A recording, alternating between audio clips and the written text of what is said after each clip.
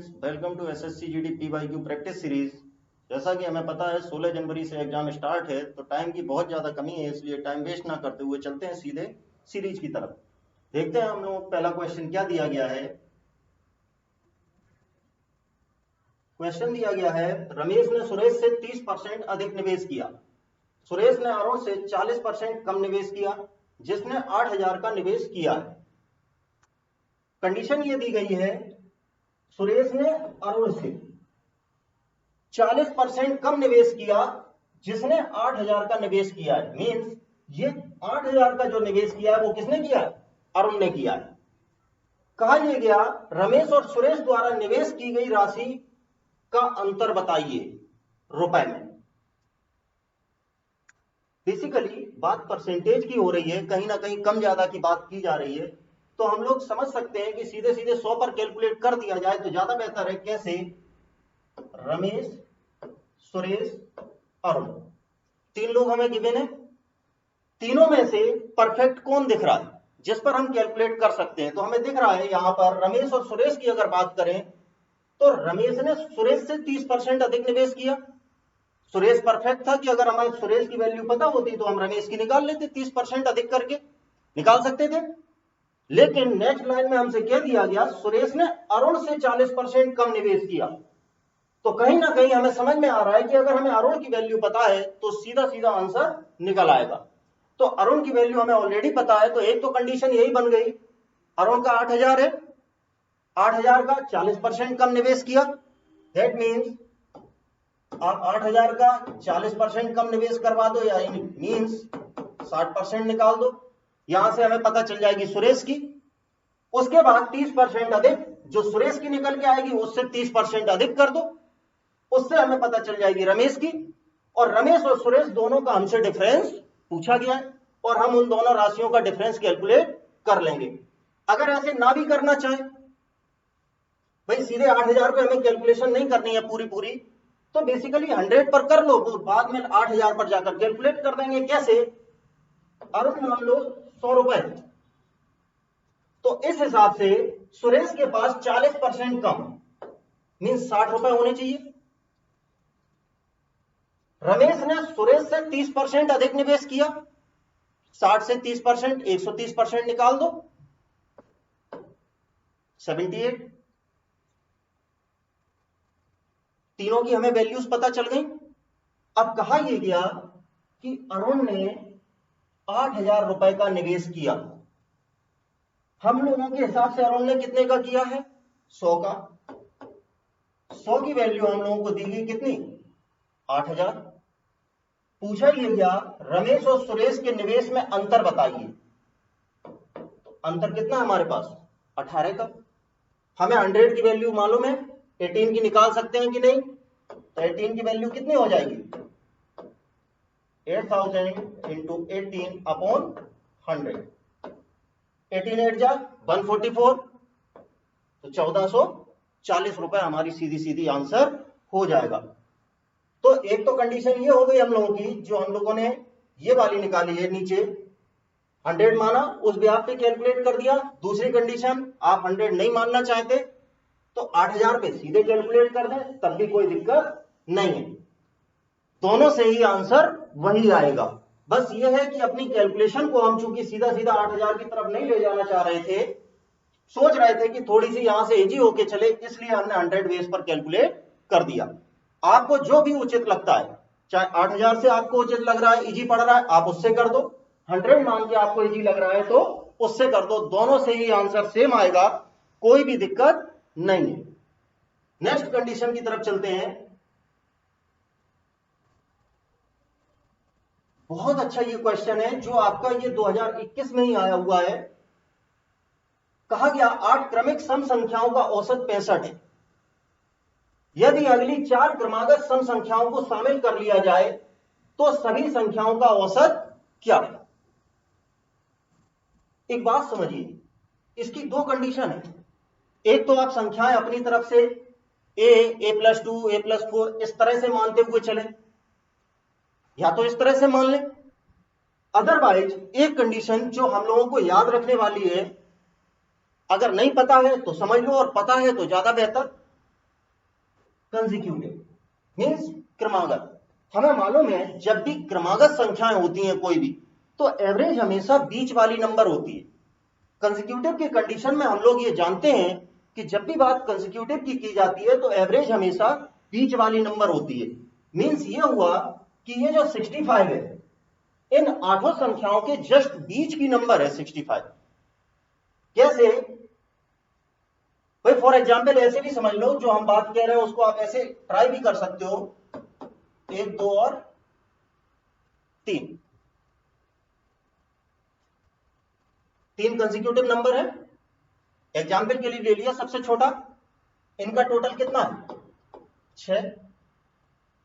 इनका एवरेज देखो कितना होगा 6 डिवाइड बाई 3 मतलब 2। ये बीच वाली नंबर ही हमारा एवरेज है। तो सेम कंडीशन यही है कि जब भी बात कंसेक्यूटिव की जाती है, क्रमागत की जाती है, तो एवरेज हमेशा बीच वाली नंबर होती है। आपको दिया गया ये बीच वाली नंबर 65, ये बीच वाली नंबर आपको गिवन कर दी। संख्याएं कितनी हैं 8 हैं 65 से, और संख्याएं सम हैं, इस बात का ध्यान देना, संख्याएं सम हैं। 65 से जस्ट पहले की सम संख्या 64, इससे पहले 62, इससे पहले 60 और इससे पहले 58। ये हो गई पहले की। बाद की चले, 66 हो जाएगी, 68 हो जाएगी, 70 हो जाएगी और 72 हो जाएगी। ये हमारी वो आठों संख्याएं हैं।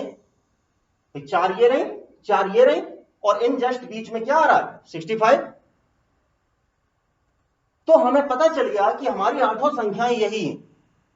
ये आपको a+2 वो वाले मेथड से ज्यादा इजी पड़ेगा, क्योंकि इसमें आपको कुछ करना ही नहीं है, कोई दिमाग नहीं लगाना, सीधा सीधा केवल नंबर्स लिखते जाना है और आंसर मिल जाएगा। कैसे? कहा यह गया कि अगली 4 क्रमागत सम संख्याओं को और शामिल कर लो। इसके अलावा नेक्स्ट 4 और कौन कौन सी हो सकती है? 74, 76, 78 और 80, यही चारों हो सकती हैं हम लोगों की। कहा यह गया तो सभी संख्याओं का औसत क्या है? अब अगर ध्यान दो, टोटल संख्या हम लोगों की हो गई 8। मीन्स थोड़ी देर के लिए इस एवरेज को भूल जाओ, क्योंकि नई संख्याओं पे बात करनी है। डिवाइड कीजिए, 4 संख्याएं और बढ़ाएं तो 2 इस तरफ और 2 उस तरफ। टोटल जो आपकी संख्या है 8 4 12 है, तो जस्ट बीच की नंबर निकाल दो। 4 तो ये हो गई, 2 ये हो गई, 2 और 4 6। जो एवरेज होना चाहिए वो इन दोनों के बीच में होना चाहिए। जस्ट बीच की नंबर जो आपकी निकल रही है 7वीं संख्या, वो इनके जस्ट बीच में होनी चाहिए कि नहीं होनी चाहिए? 68 और 70 के बीच की नंबर क्या है हमारी? तो हम जानते हैं 69।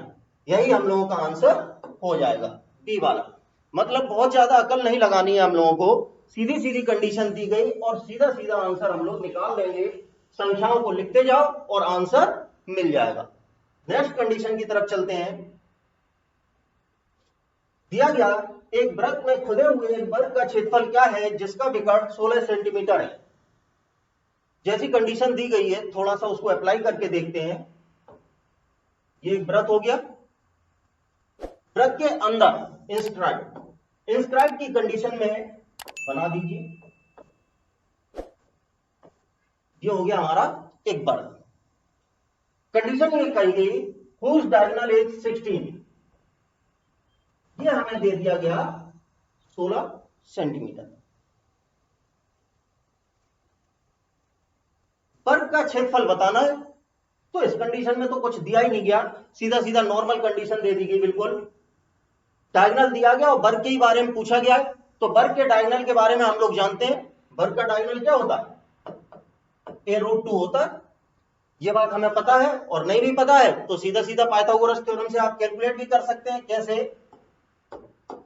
ये a है, ये a है, ये आपका डायगोनल है, तो जब पाइथागोरस, और ये है आपका 90 डिग्री, तो पाइथागोरस थ्योरम जब आप लगाएंगे तो सीधी सी बात है, d square equals to a square plus a square, d equals to ये 2a स्क्वायर हो गया स्क्वायर का अंडर रूट लेंगे तो a बाहर आ गया, मीन्स a√2।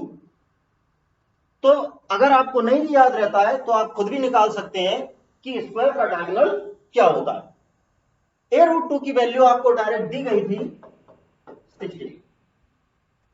पूछा ये गया इसका क्षेत्रफल क्या है, हमें इसका क्षेत्रफल बताना है।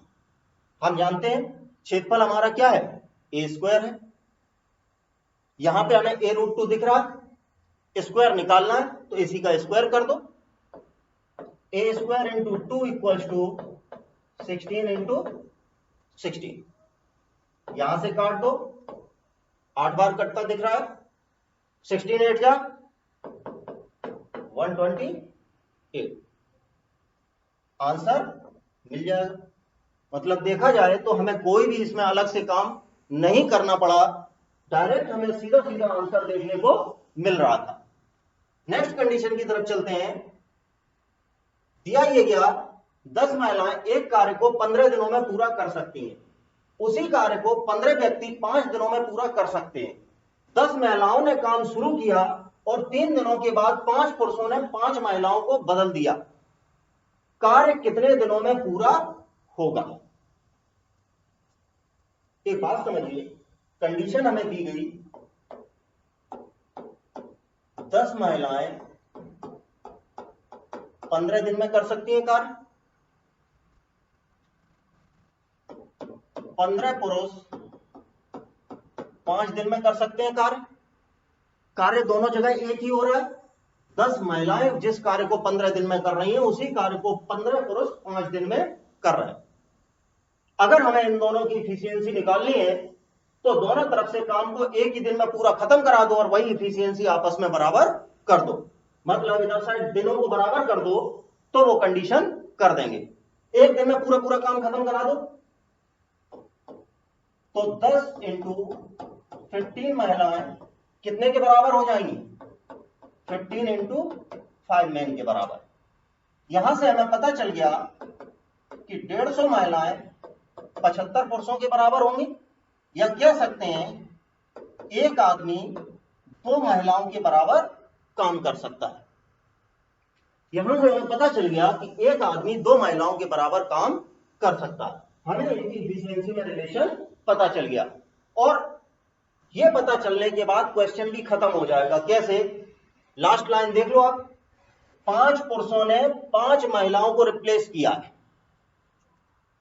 दैट मीन्स 5 महिलाएं हटाई गई, उनकी जगह 5 पुरुष लाए गए। अगर हम 5 पुरुष ना यूज करना चाहें तो हम कह सकते हैं 5 पुरुष का मतलब यहां से हमें सीधा सीधा दिख रहा है, जब एक पुरुष 2 महिला के बराबर है तो 5 पुरुष 10 महिलाओं के बराबर हो जाएंगे कि नहीं। यहां से ये कंडीशन हमें डायरेक्ट दिख रही है। 5 महिलाएं निकाली गई, उनकी जगह पर 5 पुरुष लाए गए। अब क्वेश्चन की तरफ चलते हैं। टोटल काम देख लो, 10 महिलाएं 15 दिनों में कर सकती हैं, तो जो टोटल वर्क है हमारा, आदमियों की संख्या को अगर उनके दिनों से गुणा कर दें तो हमें टोटल वर्क पता चल जाता है।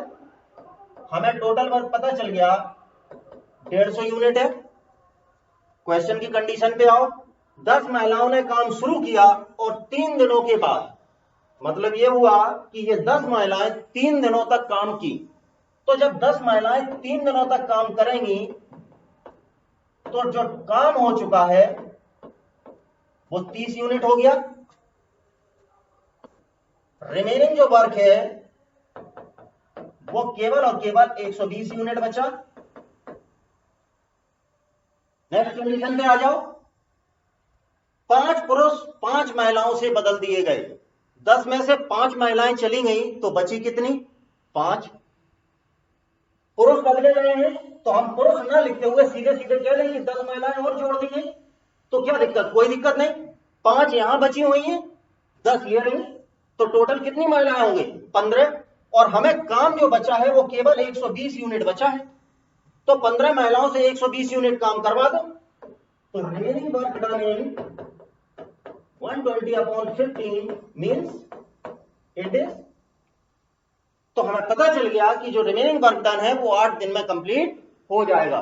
लेकिन यहीं पर गलती होने के चांस हो जाते हैं। क्या कि आपको ऑप्शन में 8 दिख रहा है, आप तुरंत 8 को मार्क कर देंगे, लेकिन आपका आंसर गलत हो जाएगा। क्यों गलत हो जाएगा?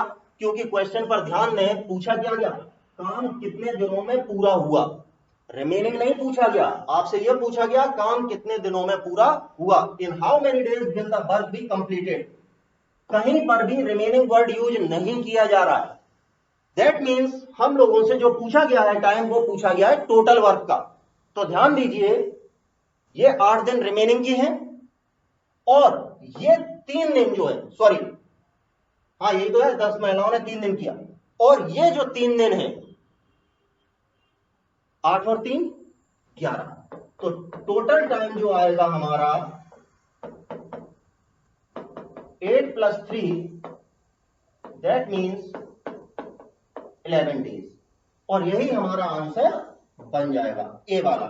तो ये गलती कतई ना कर देना कि आपने देखा रिमेनिंग 8 आ गया तो यही आंसर है, सीधा मार्क कर दो। नहीं, क्वेश्चन पर ध्यान देना बहुत जरूरी है कि क्वेश्चन आपसे पूछ क्या रहा, क्योंकि अगर छोटी सी भी मिस्टेक की तो नंबर चला जाएगा, और साथ में माइनस मार्किंग का अलग से खामियाजा भुगतेंगे। तो बेहतर है जल्दबाजी में गलती ना करें। नेक्स्ट कंडीशन की तरफ चलते हैं। कहा यह गया, एक व्यक्ति ने साधारण ब्याज एसआई पर 2 साल के लिए 5% प्रति वर्ष की दर से एक निश्चित राशि का निवेश किया। ठीक है भाई। जबकि एक अन्य व्यक्ति ने समान अवधि के लिए 4% प्रति वर्ष की चक्रवृद्धि ब्याज की दर पर समान राशि का निवेश किया।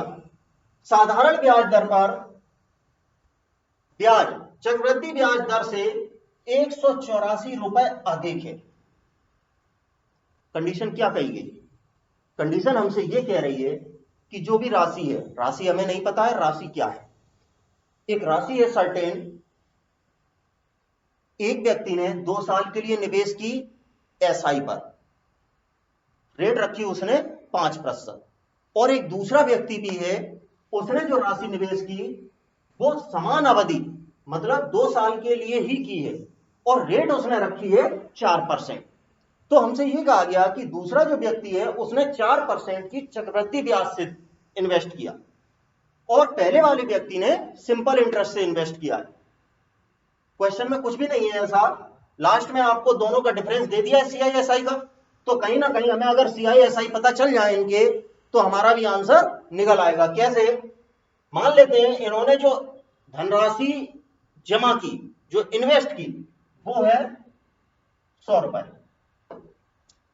अच्छा 100 रुपए ना मानो, आप इसमें मान लो, क्योंकि 4% दिया गया है तो 100 पे जाके डेसिमल ज्यादा अंदर चला जाएगा। आप इसको मान लो 1000 रुपए मान लो, सबसे बेहतर कंडीशन है, कैलकुलेट हो जाएगा 1000 पे। हम मान लेते हैं इन्होंने जो राशि इन्वेस्ट की वो 1000 रुपए की, सपोज ये मानी हुई है ना, तो आप इसको सही समझ लें कि 1000 रुपए। तो अगर हम बात करें 2 साल के लिए, 2 साल का जो एसआई है 5%, तो 2 साल का 10% सीधा सीधा निकाल दो इसका, तो हमें पता चल गया जो एसआई निकल रहा है वो है 100 रुपए। सीआई कैलकुलेट कर लो, 2 साल का सीआई। तो सीआई कैलकुलेट करने के लिए आपको टेबल मेथड बताया हुआ है ऑलरेडी। तो हम देख लेते हैं 4% के हिसाब से, पहली साल का 40, दूसरी साल के लिए 40 प्लस इस ब्याज पर भी ब्याज दो, ये जो ब्याज लगा हुआ है इस पर भी एक ब्याज दे दो। तो इसका 4% जब हम निकालेंगे तो 1.6 बन जाएगा। 40 का 4% कैलकुलेट कर लो, टोटल देख रहे हैं हम लोग 81.6, ये आ गया 81.6 रुपीज। ये जो हम लोगों ने माना है उस कंडीशन के हिसाब से हमारा आंसर ये है। अब क्वेश्चन ने जो दिया है उसकी तरफ चलते हैं। साधारण ब्याज और चक्रवृद्धि ब्याज डिफरेंस है 184। साधारण ब्याज, चक्रवृद्धि ब्याज डिफरेंस हम अपनी तरफ से देख लेते हैं यहां कितना है। तो ये जो डिफरेंस हम लोगों का आ रहा है, तो हमें दिख रहा है सीधा सीधा ये तो 18.4 ही बन रहा है, 18.4, और यही वैल्यू आपको गिवन की गई है। 18.4 की वैल्यू आपको दे दी 184। पूछा ये गया निवेश की गई राशि क्या है, आपने कितनी अपनी तरफ से मानी थी? 1000। 18.4 की वैल्यू मालूम है, 1000 की निकाल सकते हैं कि नहीं? तो 1000 की क्या हो जाएगी? 184 डिवाइड बाई 18.4 इंटू 1000। ये हमें 10 बार कटता हुआ सीधा सीधा दिख रहा है, तो राशि कितनी हो जाएगी? 10,000 रुपए। 1000 इंटू 10, 10,000 रुपए। तो कंडीशन यही है, आप अपने हिसाब से माने बेहतर है। अब दिमाग में यही आएगा आपके पे कि सर आपने तो कह दिया कि 100 लिखा फिर 1000 कर दिया, हम लोग कैसे मानेंगे? तो मानने के लिए कुछ नहीं है, आपको केवल ये देखना है आपकी रेट किस परसेंटेज में दी गई, और कोशिश करनी है कि डेसिमल से जितना बच पाओ उतना बचो। बल्कि इस 1000 की जगह और 4000 या कुछ और 5000 कुछ मान लेते तो ज्यादा बेहतर होता, तो फिर ये डेसिमल जो ये भी आया है ये भी ना आता। तो कोशिश करते हैं कि डेसिमल ना आए उतना मानने की कोशिश करते हैं, क्योंकि उससे हमारे लिए कैलकुलेशन इजी होकर चलती है। नेक्स्ट कंडीशन की तरफ चलते हैं। रेणु का व्यय उसकी बचत से 120% अधिक है। क्या आपको बचत दी गई है? नहीं दी गई। देखते हैं आगे, शायद दी गई हो। यदि उसकी आय और व्यय में क्रमशः 25% और 30% की वृद्धि होती है तो उसकी बचत में कितनी वृद्धि हुई? पूरा क्वेश्चन परसेंटेज में ही है और परसेंटेज में ही कैलकुलेट करना है, तो कोई दिक्कत नहीं है। बात परसेंटेज की गई, बचत से शुरुआत की गई, तो मान लेते हैं रेणु की जो सेविंग है वो 100 है, व्यय 120% अधिक है, तो एक्सपेंडिचर इसका 220% निकाल लो। 220 हो गया। हम जानते हैं इनकम क्या होती है? Expenditure plus saving. That means जो रेणु की इनकम है वो हो जानी चाहिए 320। अब कंडीशन की तरफ आ जाओ, क्वेश्चन खत्म होता दिख रहा है। आय और व्यय में 25% और 30% की वृद्धि होती है, इनकम को इंक्रीज कर दो, इंक्रीज बाई 25%, 80 और बढ़ गई, तो ये कितनी हो गई? 400। एक्सपेंडिचर कितना इंक्रीज कर दिया है इन्होंने? 30%, 22 3 जा 66, बढ़ा दो, तो नया जो एक्सपेंडिचर आ गया 286। इतने रुपए कमा रहा है, इतने रुपए खर्च कर रहा है, तो उसके पास बच कितने रहेंगे? जो नई कंडीशन है उसमें जो सेविंग है वो कितनी है? 114। 400 माइनस 286 कर दिया, 114। नई सेविंग 114 है, पुरानी वाली 100 है। पूछा ये क्या? बचत में कितनी वृद्धि होगी? 100 और 114 कितनी वृद्धि हो रही है? तो सीधा सीधा दिख रहा है 14% की वृद्धि हो रही है, क्योंकि यहां पर सेविंग ऑलरेडी 100 है, तो कोई कैलकुलेशन करने की जरूरत ही नहीं। 100 से कितना ज्यादा है वही आंसर है, तो सीधा सीधा हमें हमारा आंसर मिल रहा है कि ये 14% की वृद्धि हो रही है। नेक्स्ट कंडीशन देखते हैं। 4 पक्षी ABCD एक जंगल की परिधि के साथ उड़ते हैं। वे एक चक्कर पूरा करने में क्रमशः 27 मिनट, 30 मिनट, 45 मिनट, 60 मिनट लेते हैं। चूंकि वे एक साथ शुरू करते हैं तो वे फिर से घंटों में प्रारंभिक स्थान पर कब मिलेंगे? जब भी इस टाइप का क्वेश्चन आता है, जब भी कभी आपको दिखे इस टाइप का क्वेश्चन, तो हमें पता है कि ऐसी कंडीशन में हम लोग क्या करना है? सीधा सीधा एलसीएम लेना। ले लो, 27, 30, 45 और 60, इनका एलसीएम तो 270, 270 45 से कटेगा, 30 से कटेगा, 27 से कटेगा और बन जाएगा,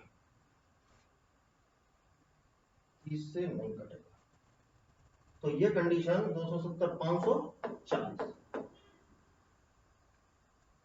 बस यही हमारा आंसर है, इसमें और कुछ करना ही नहीं, डायरेक्ट आंसर है यही 540। लेकिन चूंकि ये सारे मिनट में थे, दैट मीन्स ये है मिनट, ये 540 मिनट बाद मिल जाएंगे। और 540 मिनट का मतलब हम लोग जानते हैं, क्योंकि यहां पर पूछा ही गया घंटों में, हमसे पूछा क्या गया, घंटों में बताइए। तो जब घंटों में बताना है तो 540 मिनट को हम घंटों में बदल सकते हैं कि नहीं। एक घंटे में होते हैं 60 मिनट, तो काट दो, मीन्स 9 आवर्स। यही हमारा आंसर हो जाना चाहिए, डी वाला हमारा आंसर हो जाएगा। देखते हैं नेक्स्ट कंडीशन क्या दी गई। Thank you. और जो कुछ भी है इस क्वेश्चन को आप खुद सॉल्व कर सकते हैं अच्छे से। Thank you guys.